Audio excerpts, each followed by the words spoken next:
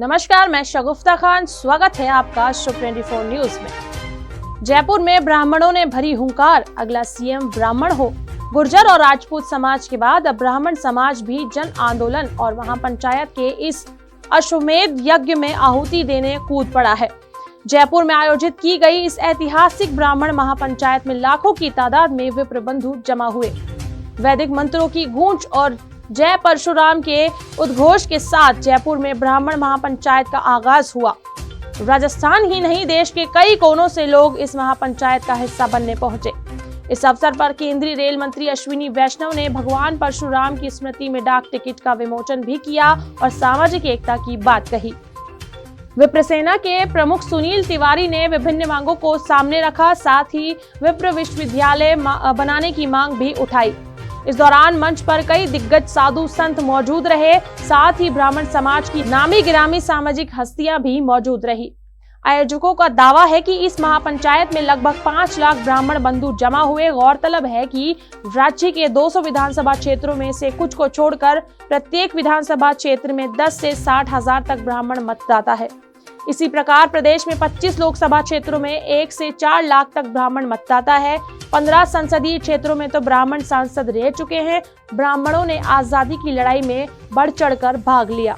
पहले ब्राह्मण पूर्णतया कांग्रेस के साथ रहे, लेकिन आगे चलकर राम राज्य पार्टी, जनसंघ और बीजेपी के साथ रहे। राज्य के प्रथम मुख्यमंत्री हीरालाल शास्त्री ब्राह्मण थे। इसके बाद कई कद्दावर ब्राह्मण नेता भी मुख्यमंत्री पद पर पहुंचे। बीजेपी में कभी ब्राह्मण नेता सीएम नहीं रहा, लेकिन हरिशंकर भाबड़ा उप मुख्यमंत्री पद तक पहुंचे। लेकिन बीते कुछ सालों से ब्राह्मण राजनीतिक हाशिए पर रहे।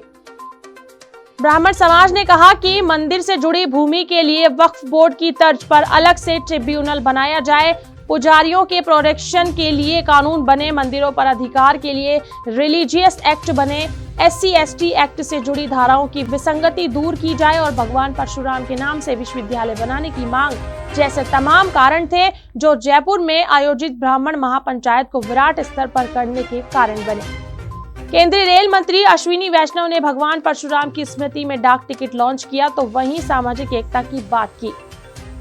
राजनीतिक दलों में तमाम प्रमुख ब्राह्मण नेता मौजूद रहे। कांग्रेस दल से जलदाय मंत्री डॉक्टर महेश जोशी, गुजरात कांग्रेस प्रभारी रघु शर्मा, विप्र कल्याण बोर्ड अध्यक्ष महेश शर्मा, EWS बोर्ड के चेयरमैन अनिल शर्मा, विधायक राकेश पारिक, अर्चना शर्मा, पुष्पेंद्र भारद्वाज, बीजेपी के कद्दावर नेता और सांसद घनश्याम तिवारी, चित्तौड़ सांसद CP जोशी, जयपुर सांसद रामचरण बोहरा, विधायक रामलाल शर्मा, संजय शर्मा, अभिनेश महेश्वरी, राजकुमार रिणवा, आम आदमी पार्टी के प्रभारी और विधायक विनय मिश्रा, साथ अन्य दलों से भी बीजेपी के प्रदेश के अध्यक्ष सतीश पूनिया, उप नेता प्रतिपक्ष राजेंद्र राठौर, गुर्जर नेता विजय बैसला समेत कई नेताओं की मौजूदगी रही।